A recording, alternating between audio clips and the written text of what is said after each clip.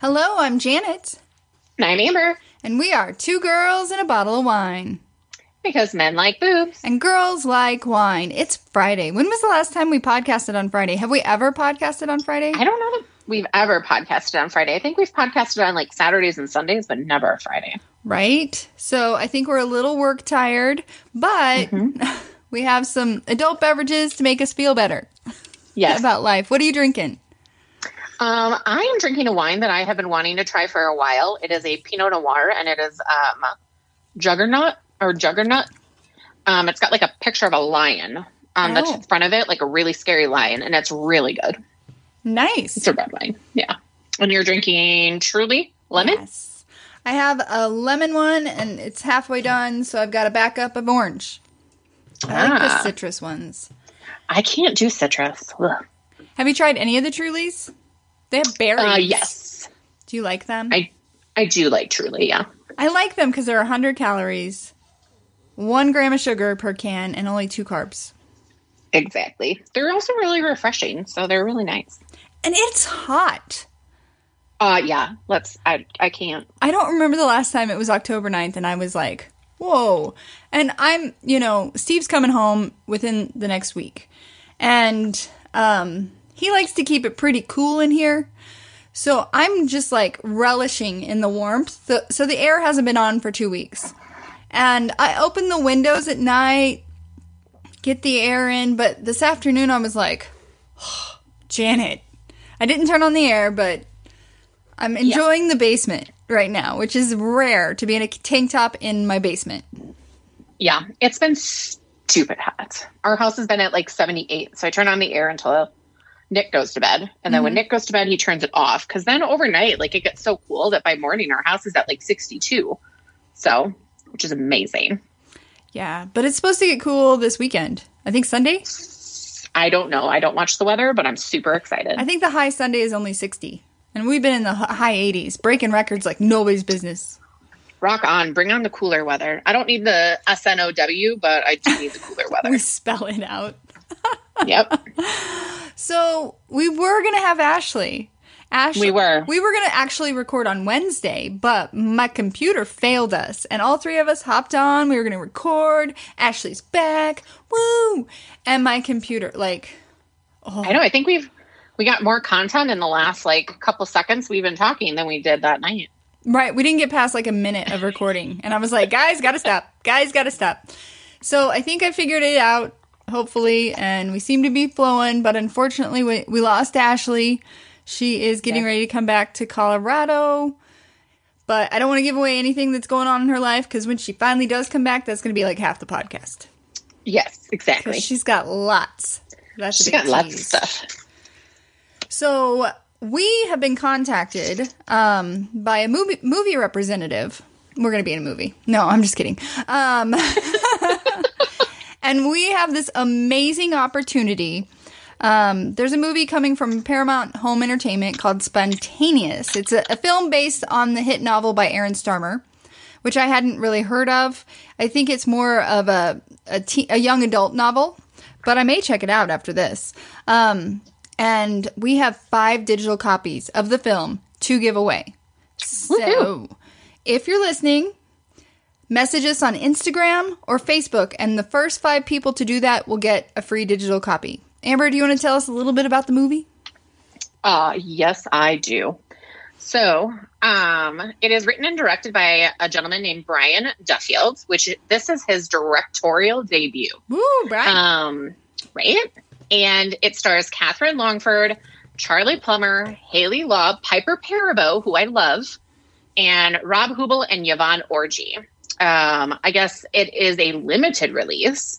And so this is a very great opportunity. But a woman by the name of Mara Carlisle meets the boy of her dreams just when a pandemic of her fellow students spontaneously exploding breakouts. Wait, they're literally exploding. Yes, that is correct. They are exploding. The people are exploding.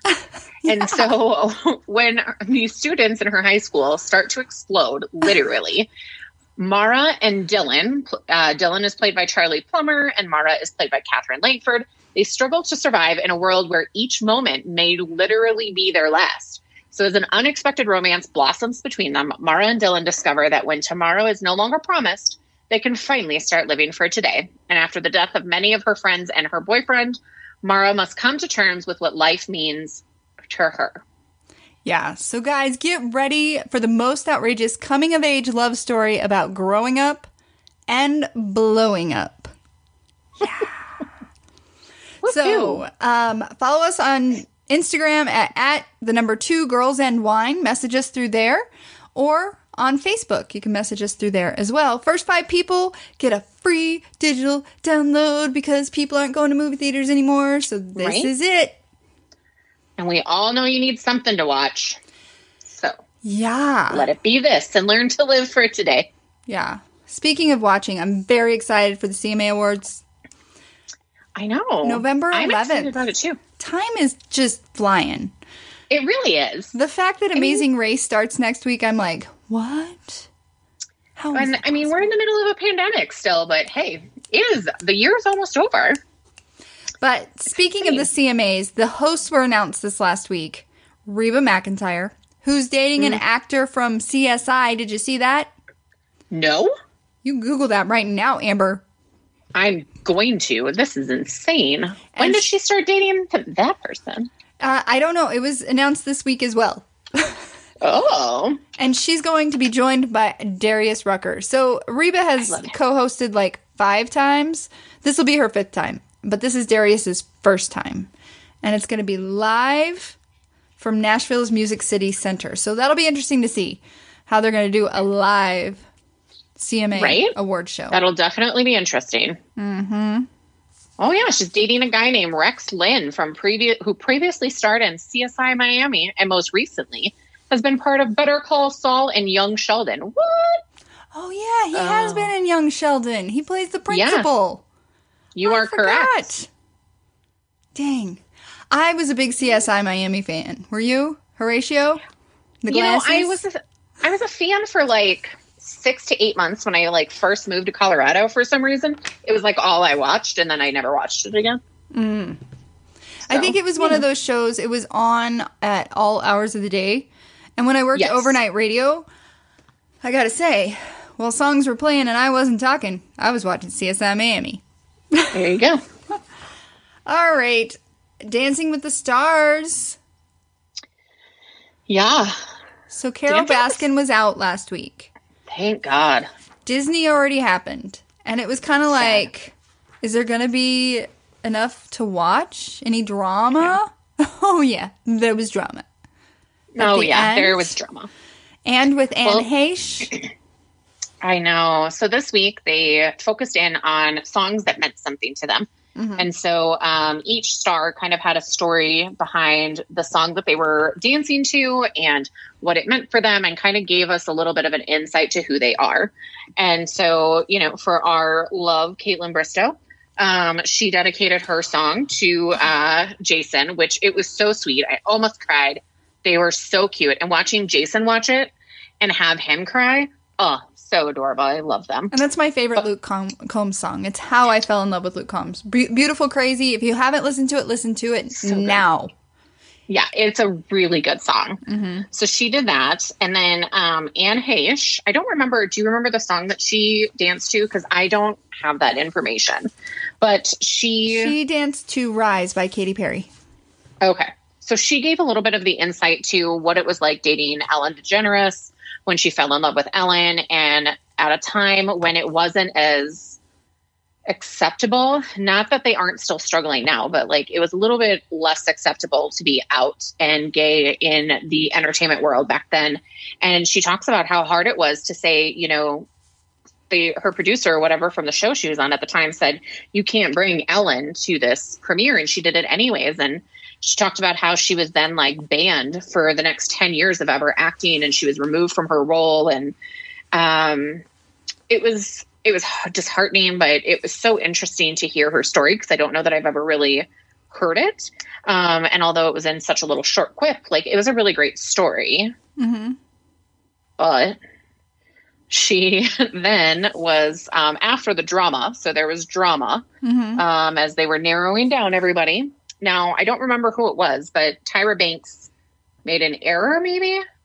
And it wasn't Tyra making the error. Her cards it wasn't were wrong. Tyra. But everybody is blaming Tyra. Because that's dumb.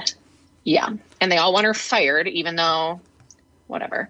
But at the end, Anne Heche ended up getting voted off. Right. So she began announcing the couples who had been spared from elimination by a combination of views and judges.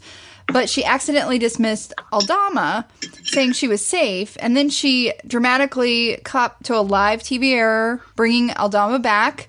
And it was Aldama and Anne Heche that ended up being in the bottom two. Yeah. So Anne was not chosen to stay because in the end, the three judges decide who gets to stay. And they gave their votes to the other couple, and their reports that Anne Heche just stormed off. Didn't do interviews? She didn't do any press, nothing. She got in her car and just sped away. And a lot of it was because that story was so hard for her to recap and to kind of relive those moments. And then to be voted off that night was so hard for her that she just couldn't handle any of it. Right. But she was on Good Morning America the next morning, so... Was she? She needed a good night's sleep. Yeah.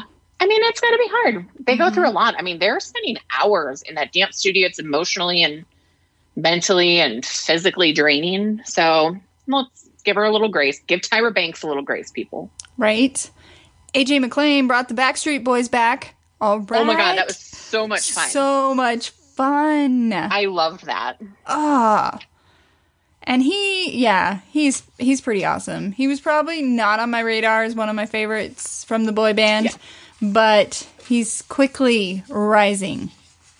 Yeah. Yes, I know. I saw a meme that was of NSYNC and Backstreet Boys, and it was like, remember when this used to be our biggest, like, side of who we wanted to be on, or our biggest debate? Right.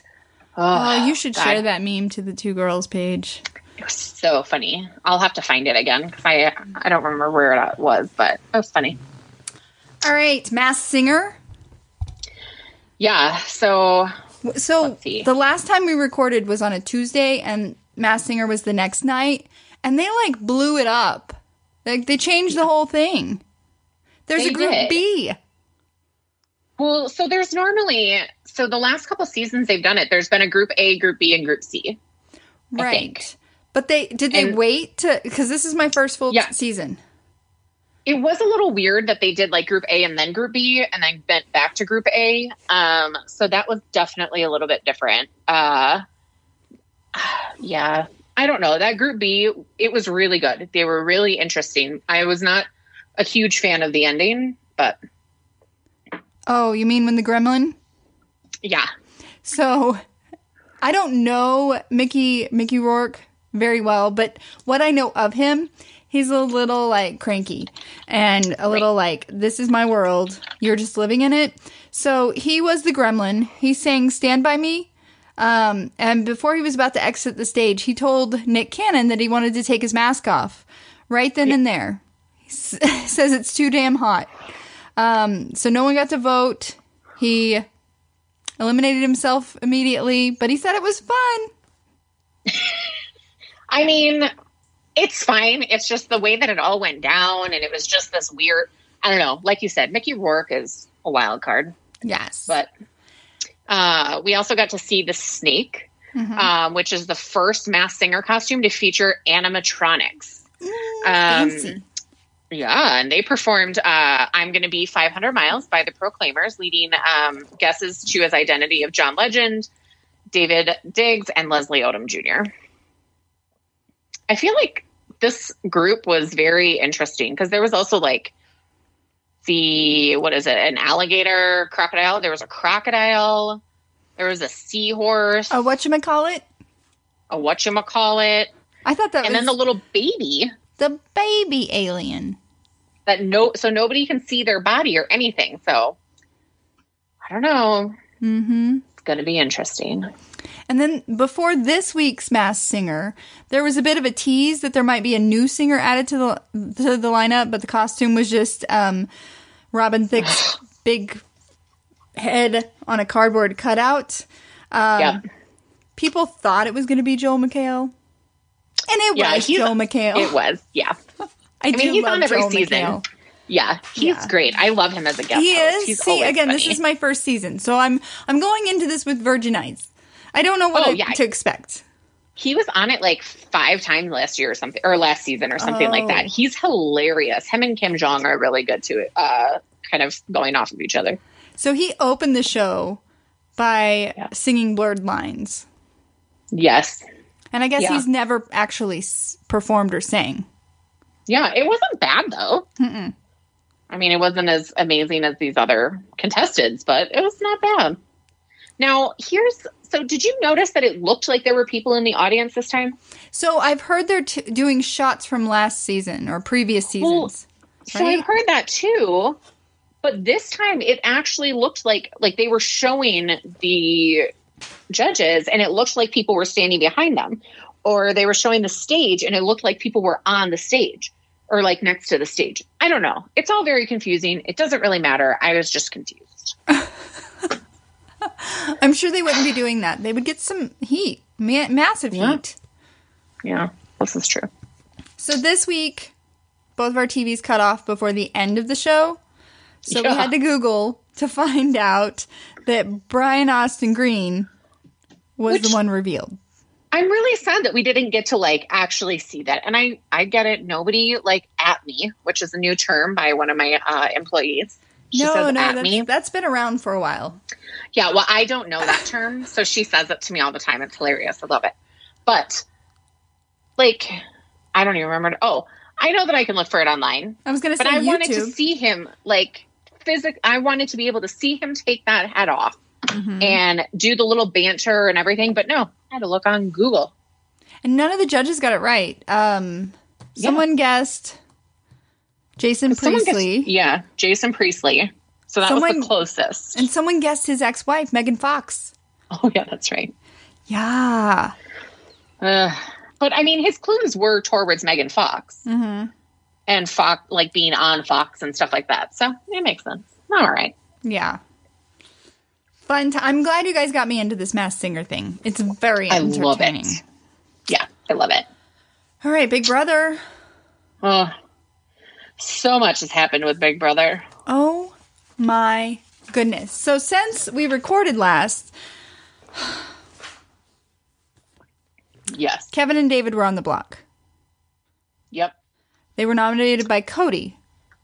Kevin was the target, but then David went for the POV cash, and so people are like, maybe we should go for him. He's a loser.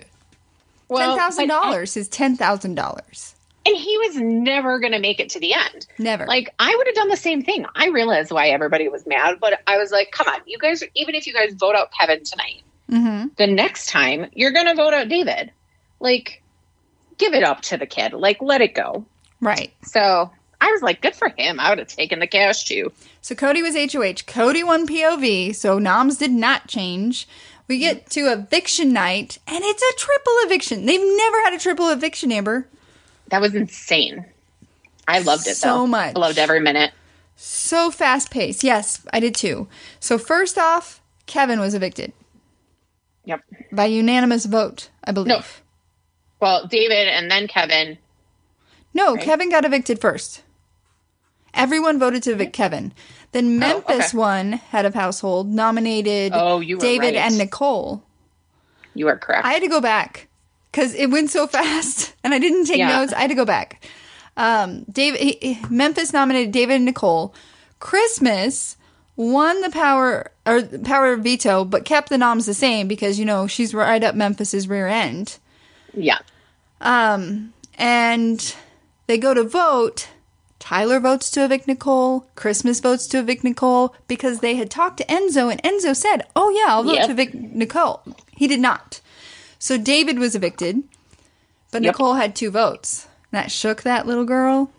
And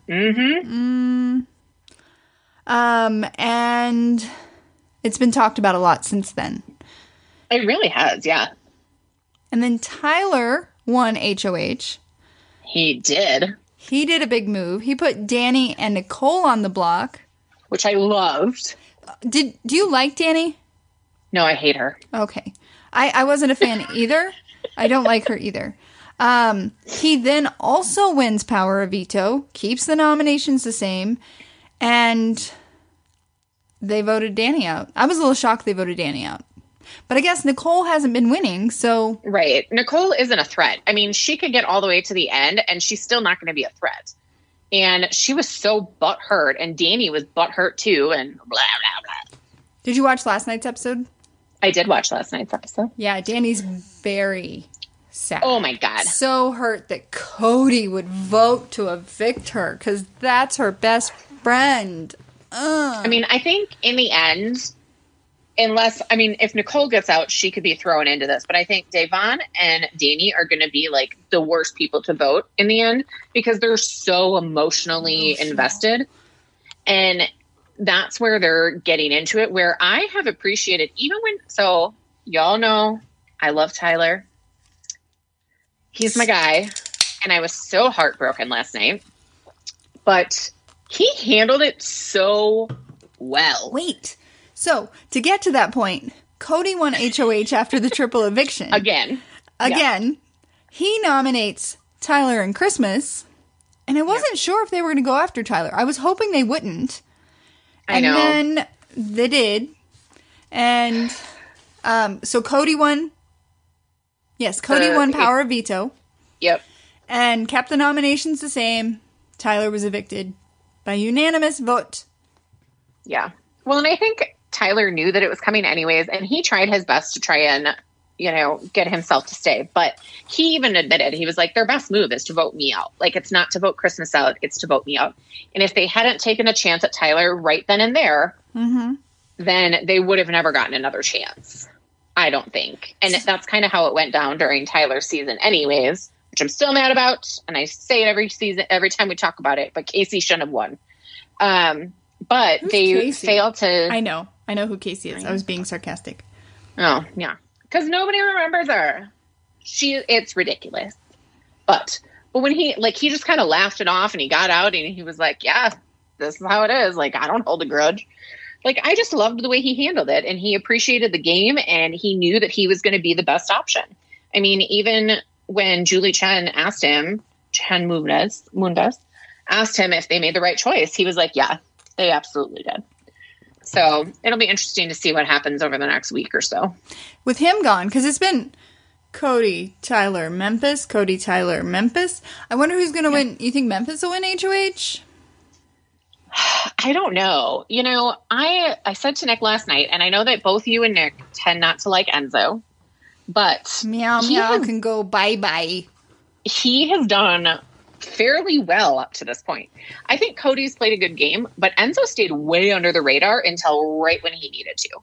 And so, I don't know. He's got a good game going right now. Big liar. Yeah, but they're all big liars. That's true. But he'll straight up lie to your face. Yeah, that is the one thing. I hate Memphis, but Memphis fucking tells it like it is. Mm-hmm. Every time when Tyler comes to him and he's like, are you going to vote me out? He's like, I'm leaning towards it. Like, he tells them the truth. And I have to say, I do appreciate that because I don't know that I would do that. But it's funny because Memphis has no idea that Cody knows about his two final threes. And he's so cocky about it. Mm-hmm. It's going to blow up in his face. Memphis isn't going to win because of it. Oh, yeah. No, that's for sure. And Memphis will be very upset with Enzo. So if Enzo ends up final two, Cody, if I were Cody, I would take Enzo to the final two. Oh, yeah. Because Enzo's making people mad, and Cody is playing a hell of a game, so it's he can stand, and he would rightfully win. Enzo hasn't been winning as much, and he's been lying. So if people are emotional, they're going to vote for Cody. If they're not, look at the stats, Cody won. Yep. That's my prediction. Not that I'm excited about it, but I don't know who I'm rooting for right now. I know. I think Cody will end up winning. I don't really want Nicole to win. I don't want Memphis to win. I don't think Nicole can win. She hasn't won anything. Yeah, I don't think she'll win. She played too many people and lied about it, and she did it in not the greatest way. Janelle tweeted, I think it was last night or today, she tweeted something about, like, it's a horrible season when you're rooting for Christmas to win. Janelle is sore. She's just sassy. Sore. She's always been sassy. Damn. Yeah, so it's on Monday, Wednesday, and Thursday of next week. Yes. We're down to the final 6. Can't wait. So crazy. And like I said, Amazing Race starts next week. Bachelorette starts next week. Bachelorette starts next week. That's a very important people. Very important. So we found this article about bizarre rules that you may or may not have known that the Bachelor and the Bachelorette leads have to follow. And I just want to run through them. There's quite a few. So are you ready to rapidly fire? Absolutely. Do you have it up? I do have it up. You go, girl. Oh, okay. Alrighty, ready. So, although this casting might seem like a dream come true, sorry, I'm really trying to struggle. Next slide. Thanks. I was like, this does not tell me. It's a slideshow. So, you can't read the news, which I think we all knew about it anyways, but I think it comes to a shock that you can't read the news at all. So it's not just like you can't read the news about Bachelor Nation. Right. Yeah. They could filter, like, it's a presidential time. Right? Nope. Matt James, will he be filming still when the presidential election? Yeah. I know. It's insane. Because, so one of the things that they talk about is how Andy Dorfman, when she was filming, she had no idea that the government had shut down during her season until she got to the airport. And she was a district attorney at the time. And so she wasn't even sure if she had a job flying back from the Bachelorette. It was crazy. So nuts. The next one, I think we've all heard this. You can't keep the ring if you break up before you... You can't keep the ring if you break up before being together for 2 years. Yes. And if you do, you have to give it right back. But, that is correct. But you do get to pick the diamond. That is, yes, which is nice. I mean, it sounds like the Bachelorettes get to basically design it by dropping hints to the producers. So that's really nice because I have kind of wondered about that sometimes. You do not get to plan your dates, which I think we all kind of also knew. The producers tend to do it. Lead you to believe that maybe they have some insight. Yeah. But then some of them are so dumb that I'm like, why would she ever or he do that? But that's why sometimes, like, knowing that your date person is afraid of heights and then that's the date they get, because the producers already knew that. So, of course, they're going to schedule them with the heights date. Yep. Yeah. You have to film fake interviews months after things occur. As in, production literally keeps clothes arranged by date so that they can go back and film filler interviews. This one I thought was pretty interesting. Like, I knew that they probably filmed interviews, like fake interviews, a little bit later, but months later, I never would have thought that. It's ridiculous.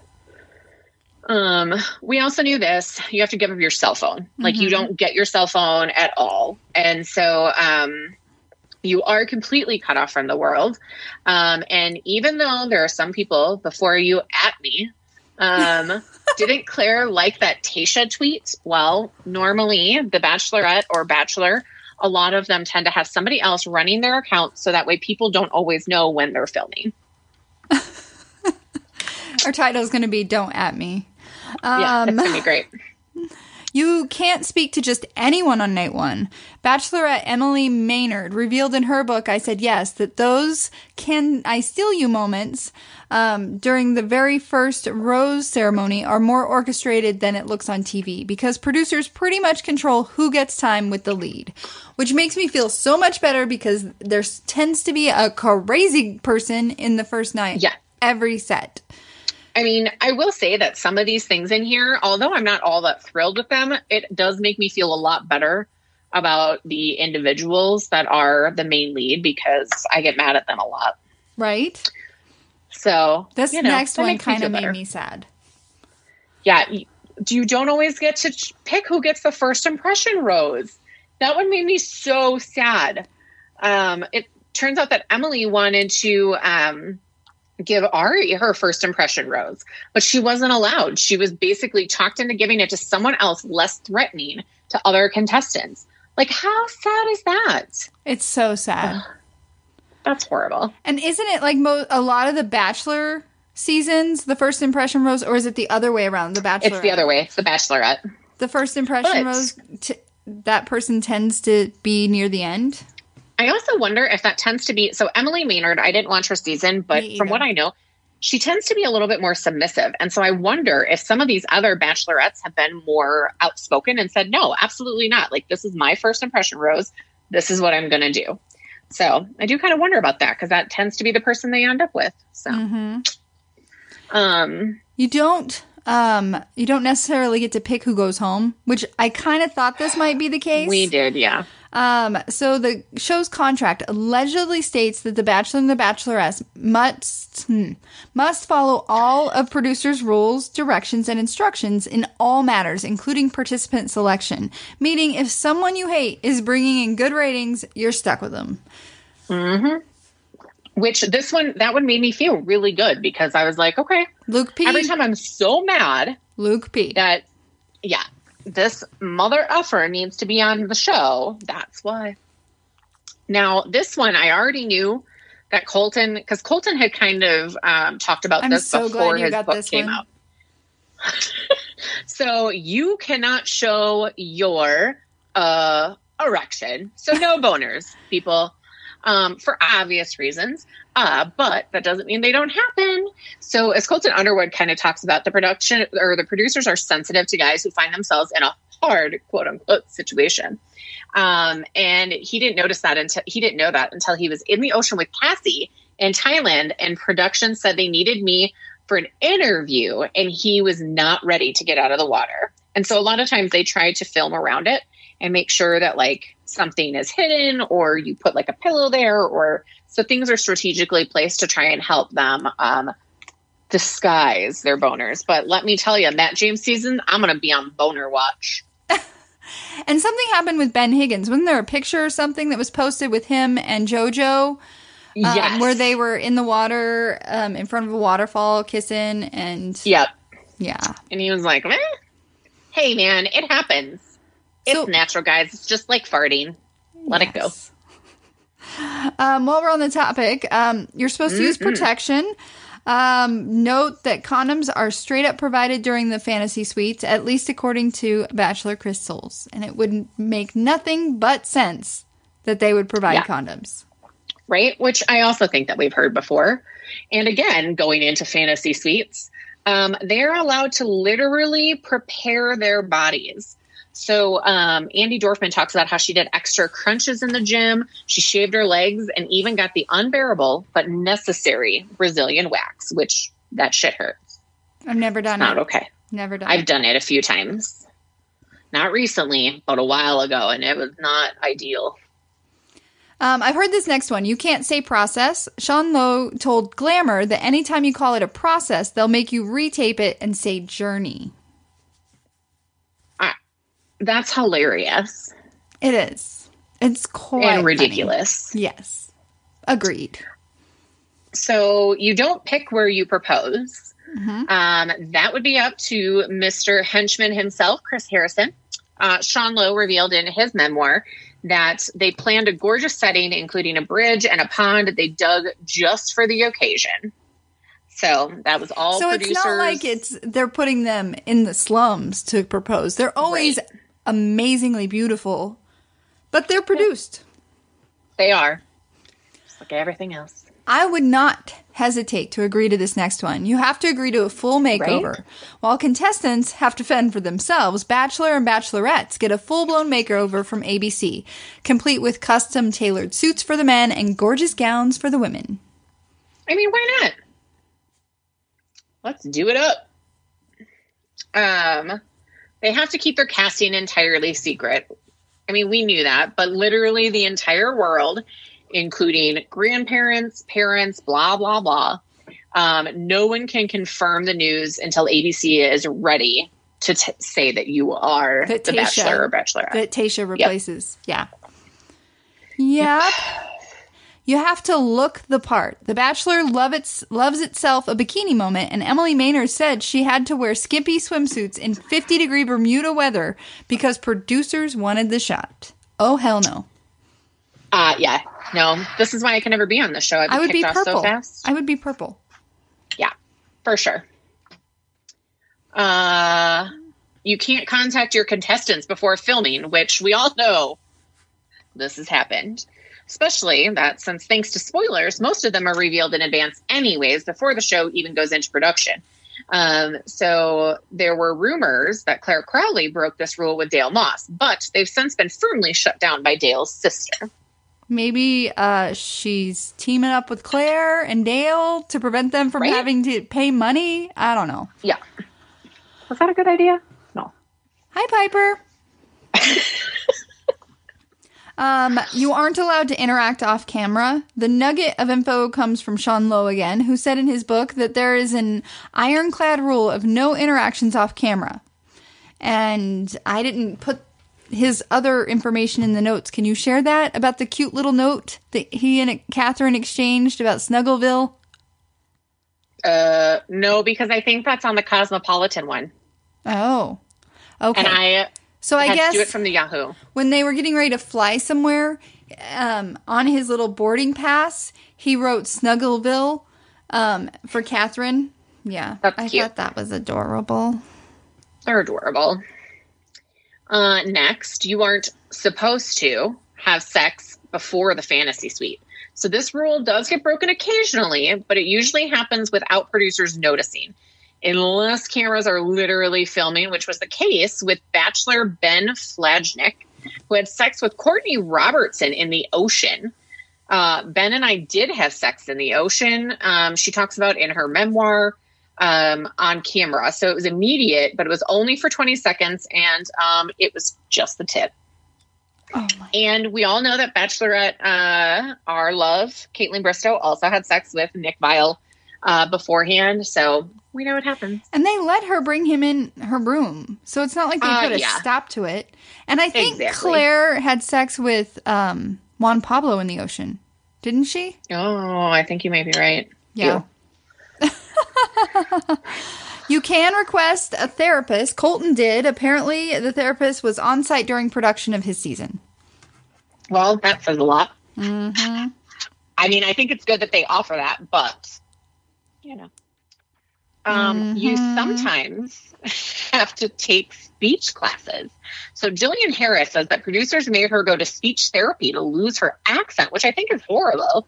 Apparently they didn't like her Canadian accent, so they made her go to speech therapy. But after 3 or 4 classes, the producers realized that she was losing her quirkiness, and so they canceled the classes. She was not offended because she was the show's first out-of-the-country person, so they were just afraid that Americans wouldn't be able to connect.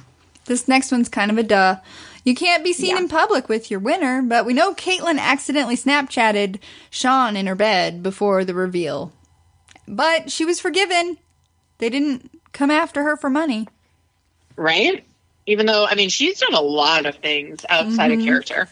Mm-hmm. Let's see. Oh, my computer's not working. Oh, no. So, Piper, stop.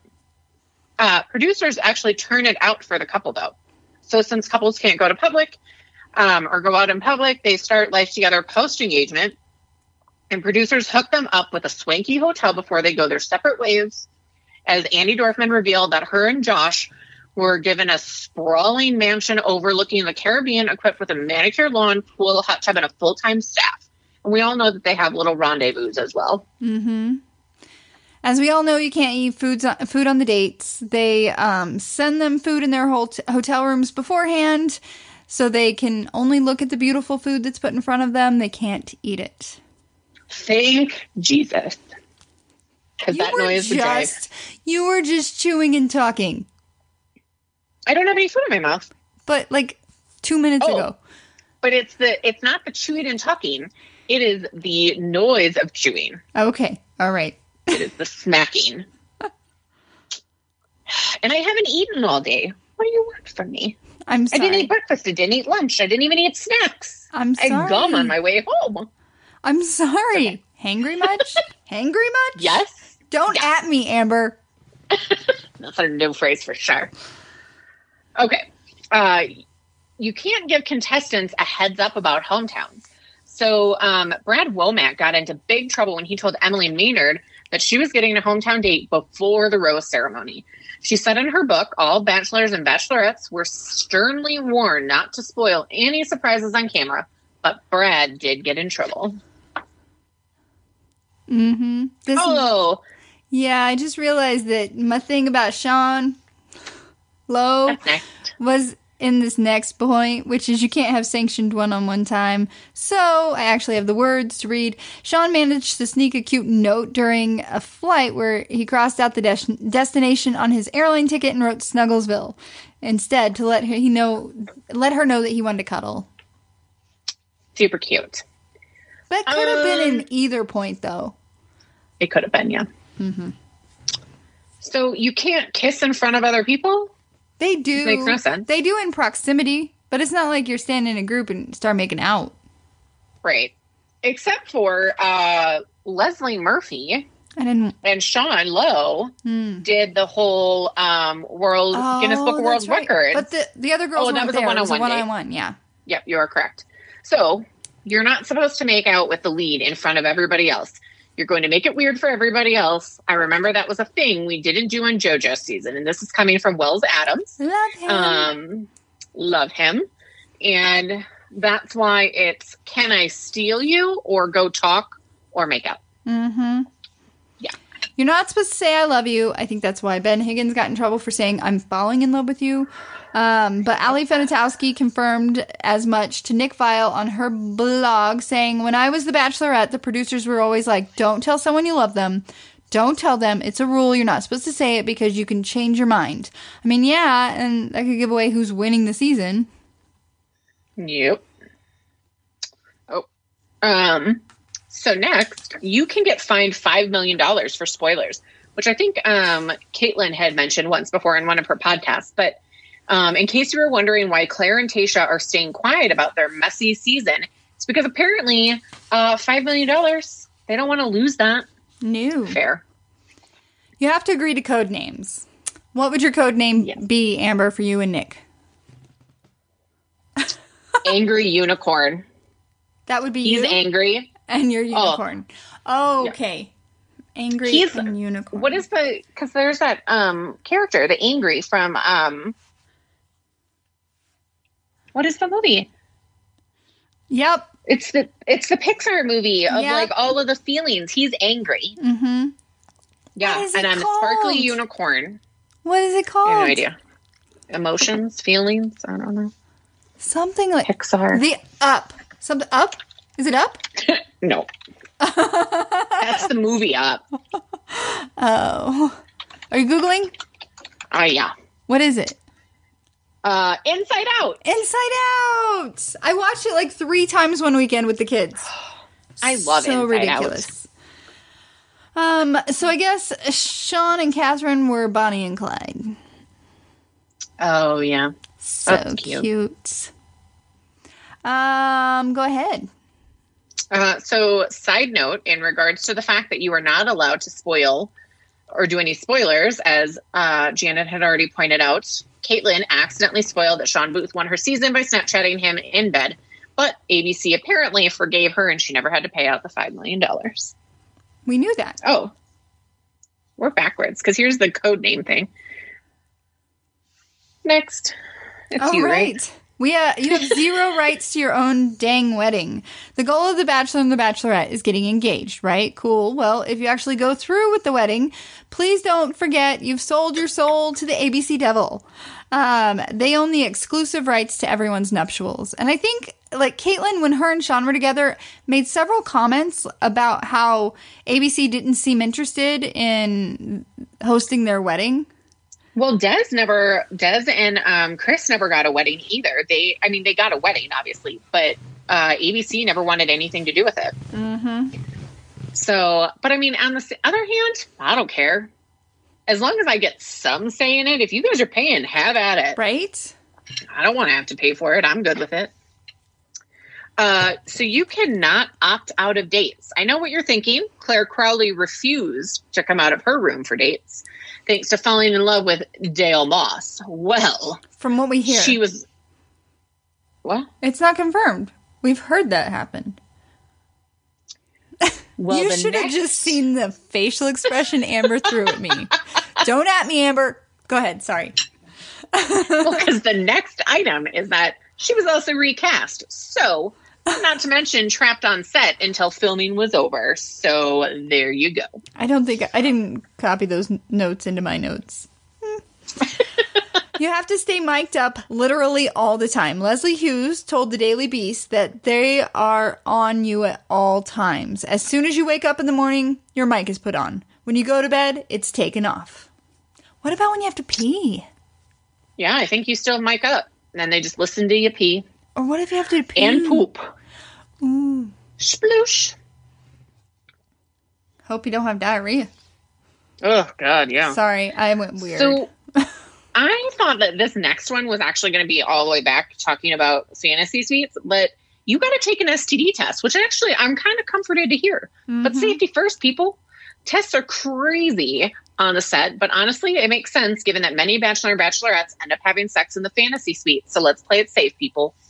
Right? That kind of leads into the next one, so take it away. Oh, you got to take a coronavirus test. This is Claire Crowley and Dale Moss. Oh, there's a photo. Sorry, guys.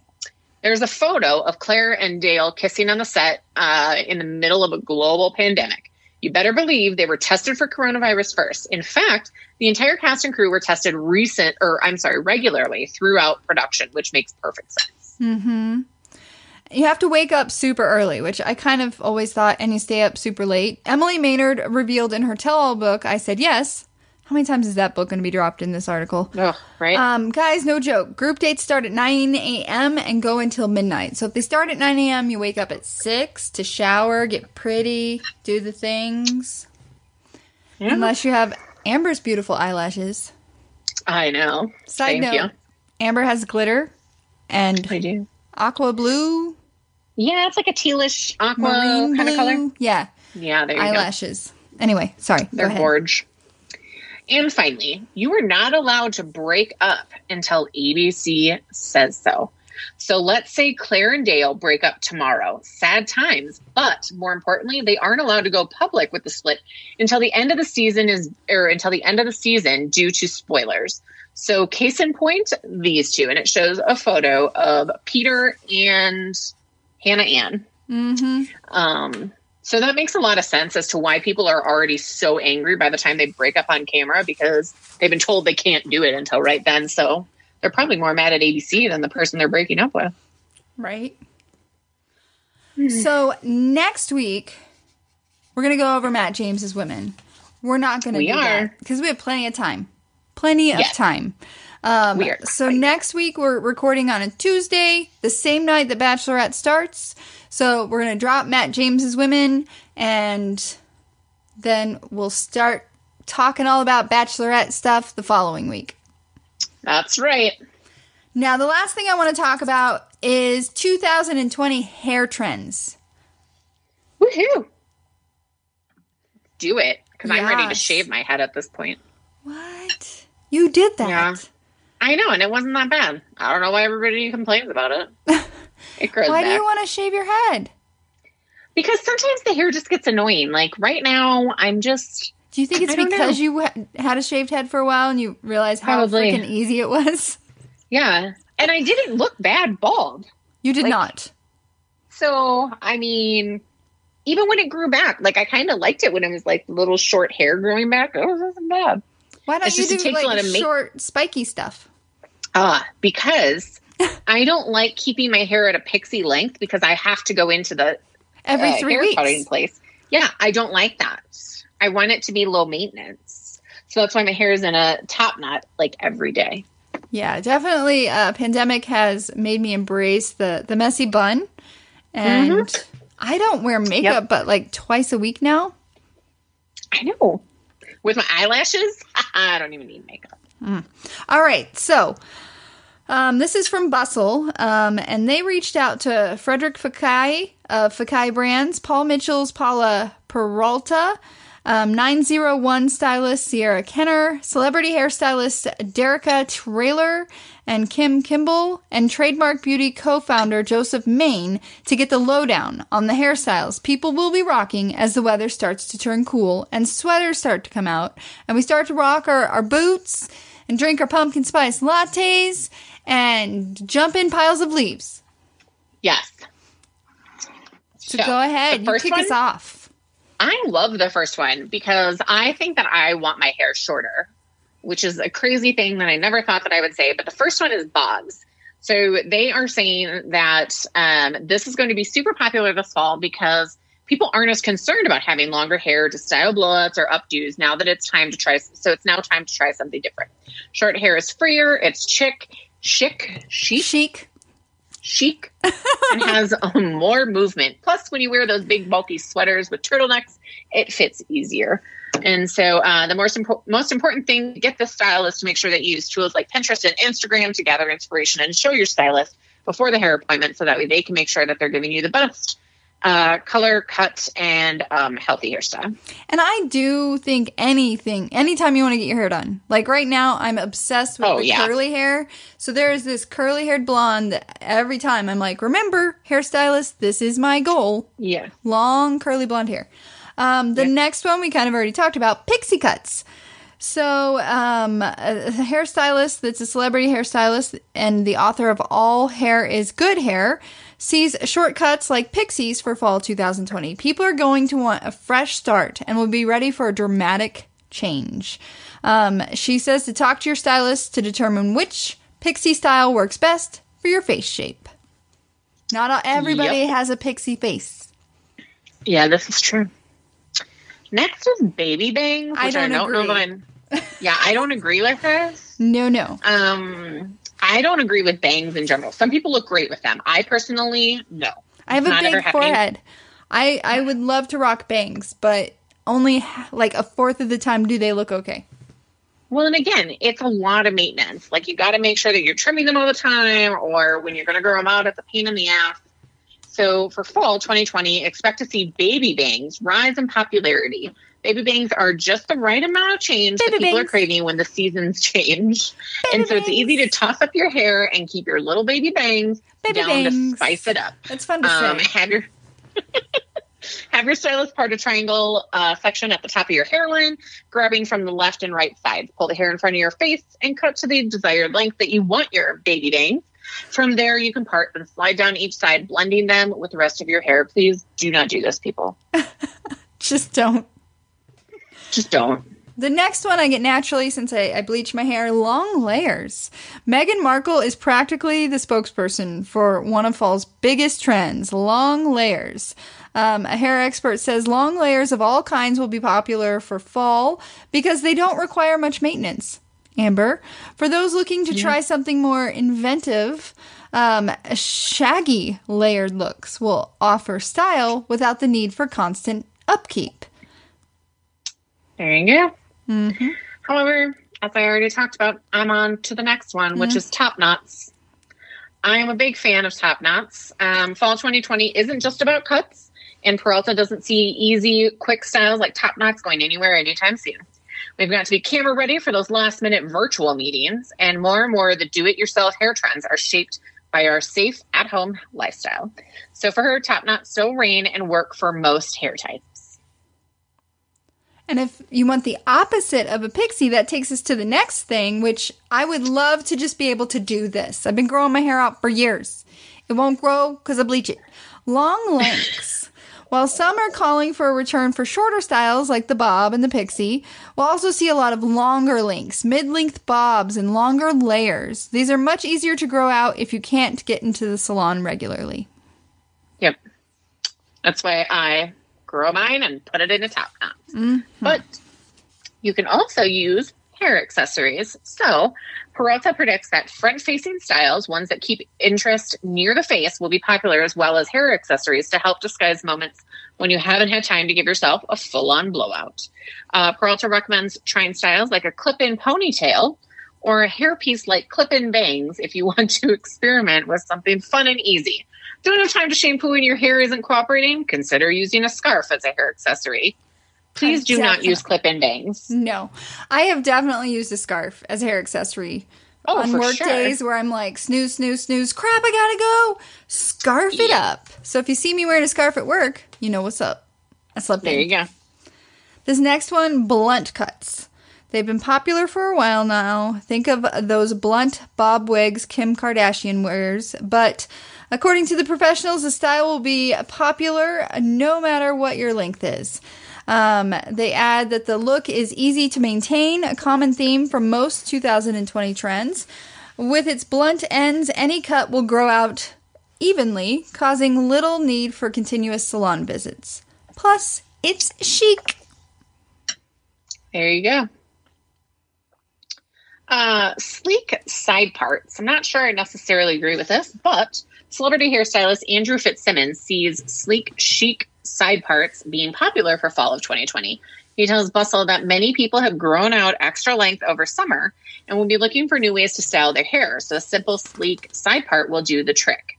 He says that celebs like Khloe and Kylie, why do we always go to the Kardashians, have been sporting the look lately, but you can make it your own by adding a French braid or rhinestone accessories to one side. I personally do not like this just because it looks like your hair is either A, greasy, or B, wet. Mm-hmm. So no. And the last one, curtain bangs. I can get down with curtain bangs. I can do, yeah. Yeah.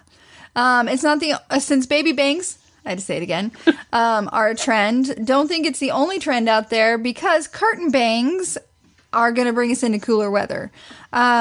It's good for those that want to change their hair without lopping off several inches or switching up their color. The style's already popular among celebrities like Hilary Duff, Dakota Johnson, and Ciara. They've all rocked this look. No Kardashian mentioned. Thank you. Woo-hoo. So glad they're going away. Yeah. So what are you listening to, Amber? I'm still listening to my book on tape, which is Bridged by Kendra Elliott. I've also been going back and forth with music, just kind of listening to music a little bit more. So that's why I'm still reading my Bridged. But I don't have anything new that I've been listening to. What about you? Nothing podcast, nothing music. My book club book, I started reading it and then I realized I don't have time. So I was able to check it out from the audio version in my library. Nice. So the Tattooist of Auschwitz, I'm down to like an hour. And that's the thing about a book club that I like and dislike at the same time. It pushes you to read things that would not normally be your jam. This is not normally my jam, but I'm into the story and it's about the Holocaust. So, but it's definitely a personal story and it's got me. Yeah. But it's not a book Very that nice. I could do. Are you reading anything? Like actual reading of a book? No, not right now. So just listening. I just finished another Megan Miranda, not sponsored, but she should, book. And that's called The Safest Lies. It's about a girl named Kelsey who's lived most of her life in a shadow of suspicion, raised to see danger everywhere. Her mother hasn't set foot outside of their front door for 17 years since she escaped from kidnappers when she was 17. Kelsey knows she's supposed to keep a low profile, but she has this crazy car accident and is rescued by a volunteer fireman, Ryan Baker, who's also in her math class. And then a few days later, after the press, she arrives home, her mother is gone, and things spiral. It's crazy. I love Megan Miranda. She's an amazing author. Nice. Oh my God, Pastor Polly. What are you watching?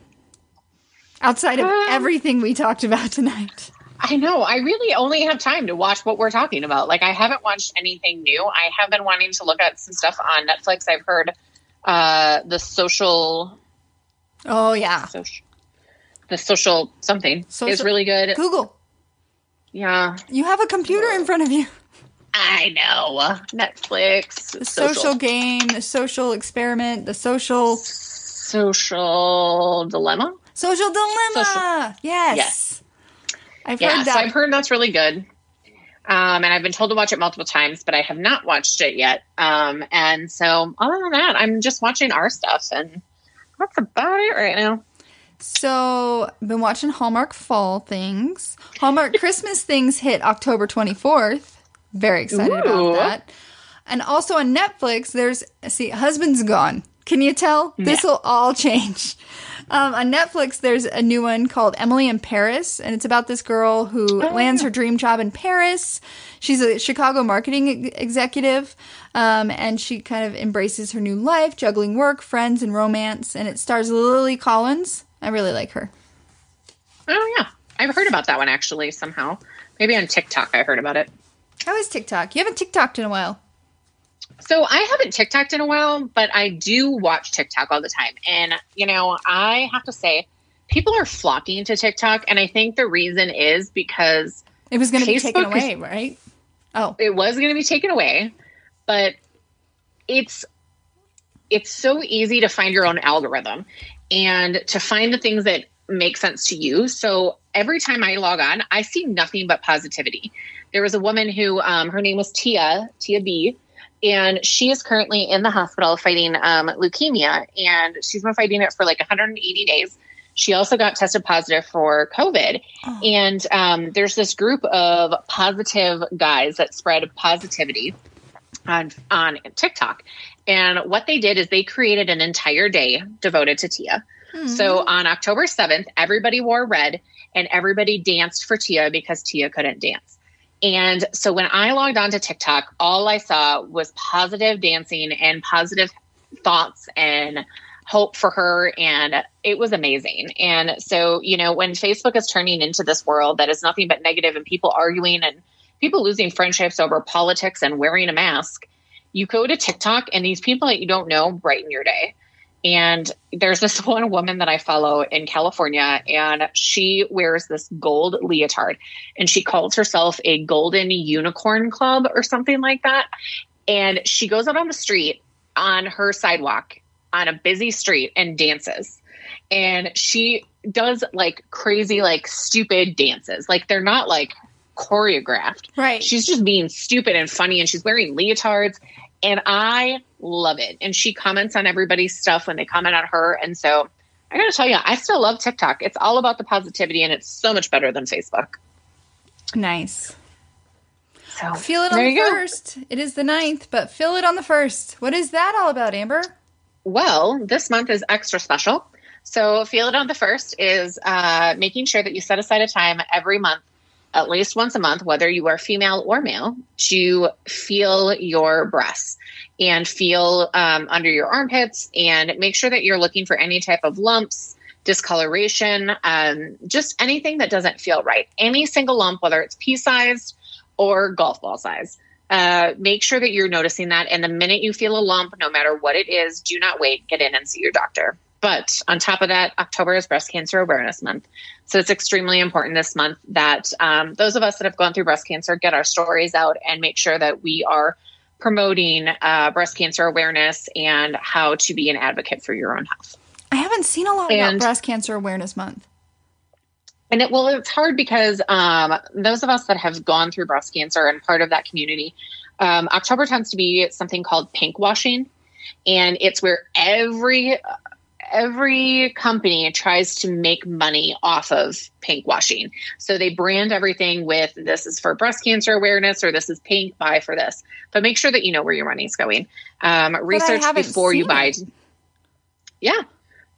I've seen quite a bit of it, but there's like wine, and there's I haven't seen a lot of it this year. This is the first year where I was like, oh yeah. I do think it has been a little bit downplayed this year just because of everything else going on. Yeah. And I think the breast cancer community has spoken out so much about pink washing and how frustrating it is to know that all of these people everywhere are purchasing items that they think are going to breast cancer awareness. And at the end of the day, there's only like 2 cents really going to breast cancer foundations. And although I am a breast cancer survivor, there is a little bit of me that is sad that there are not other cancers out there that are getting the same attention. Last month for September, it was ovarian cancer awareness, and there was not the same. You didn't see teal everywhere. So that's something that we are all banding together to try and get communication out. And maybe we should, here on this podcast, make sure that we highlight that stuff that's being missed. Another thing that's coming up this weekend, October 10th, that's tomorrow, is World Mental Health Awareness Day. And I think now, like, we have an acquaintance that, like, all of a sudden he died last week. And I was like, Steve, what happened? He's like, I don't know. I'll find out. Come to find out, he had started drinking more. His wife had no idea, to the point where his liver and kidneys shut down. And it's stuff like that. People aren't okay right now. And we just have to remind people to reach out, you know? Yeah. Don't be afraid to talk to your, like, he would tell her, oh, I don't want to bother you with my things. Right. Don't. And it's hard. Because now she is now just heartbroken because he's gone. Yeah. I know. I think that's the thing, is that everybody has to understand that somebody around you has noticed that something has changed. Mm-hmm. They're reaching out. They're asking you what has changed. Why are you drinking more? Why are you doing these different things? Look to those people because they want to help you. They're not just asking to ask. It's not just, hey, how you doing? They're asking because they've noticed something is different. So take that time and that opportunity to say, you know what, I'm not doing okay right now, and talk to somebody. Because sometimes even the fact that other person can't do something about it, just talking about it really helps. My cycle bar instructor this morning said something very similar to that. She said that she ran into an old friend at a liquor store and was like, oh, hey. And then, like, a little bit later, that person called her and was like, how are you? And she, you know, typically would be like, yeah, I'm good. She's like, you know, some days not good. Yeah. And she's like, it felt uncomfortable to say it, but it started that conversation. Yeah. We all need to be a little bit more comfortable with being real with one another instead of always trying to just show the highlight reel. Yeah. So speaking of Cycle Bar, did your Peloton arrive? Yeah, my Peloton came yesterday. I thought that would be like what you were all about. Have you ridden it? So I have not ridden it yet. This week has been extremely stressful and extremely tiring at work. And so I was very tired this morning, but I am planning on getting on it tomorrow morning. And so I will be hopefully starting that tomorrow morning. You know, you could ride it while you watch, like, The Masked Singer and Big Brother. Well, I could, but it's downstairs and it's not near a TV.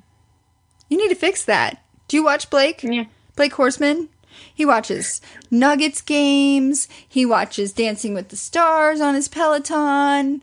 And you need to fix that. You need that in your living room. Just move it to the living room. Nick won't mind. We'll see. All right. Do you have your positive Polly? Yes. Go forward in life with a twinkle in your eye and a smile on your face, but with great and strong purpose in your heart. Nice. And then from our wine book, number 24, before getting to work with that corkscrew, make sure you always remove the foil from the bottle top. This is usually either plastic or soft metal and can be easily cut around just below the lip of the bottle. Then give the top of the bottle a wipe to get rid of any residue. I feel like some people, especially if they've had a couple, forget that step. They're like, just give me the wipe. For sure. Yeah. All right. Thank you, Amber, so much for joining me on this very special Friday episode of Two Girls and a Bottle of Wine. We'll be back Tuesday. So just in a few days, you're going to get sick of me. No. And I better see some Peloton action on your Insta stories. Oh, and there will be action. Where can people find you? It's AROD. AROD_012017. And I think that's how I am on everything, on Twitter and on Instagram. Awesome. Go follow her, because when she does post, which isn't as often recently, but when she does, it's usually cute dog stuff, cute lash stuff, cute Peloton stuff. It's all the cuteness. She really focuses on the glitter. I try. All right. Bye.